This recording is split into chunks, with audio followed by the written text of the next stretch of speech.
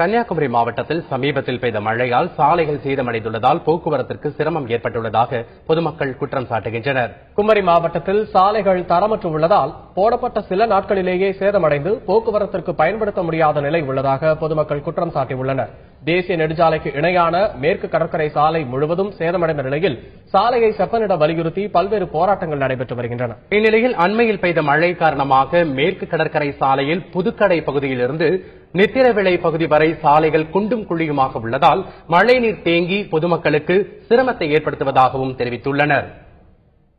புதுக்கடை முதல் நித்திரவிளை வரையிலான இந்த சாலை மிக படுமோசமான சூழ்நிலையில் இருக்கு. இதுல ஆயிரக்கணக்கான வாகனங்கள், 2 சக்கர வாகனங்கள், 4 சக்கர வாகனங்கள் மற்றும் 3 சக்கர வாகனங்கள், பெரிய லாரி, மணல் கல்லடிக்கிற லாரிகள் எல்லாம் போயிட்டு இருக்கு. விபத்து பயங்கரமா நடக்குது. ஆனா அரசோ யாரும் இதை பற்றி கண்டுகொள்ள முடியல. சாதாரண மக்கள் நடந்து கூட போக முடியாத சூழ்நிலை இருக்கு. பாத்தீங்கன்னா மழை பெய்தா கம்ப்ளீட்டா யார் இந்த பக்கம் போக முடியல, அந்த பக்கம் போக முடியல, எங்கேயுமே போக முடியல. ஏன் இப்படி போட்டிருக்காங்கன்னு சொல்லி தெரியல.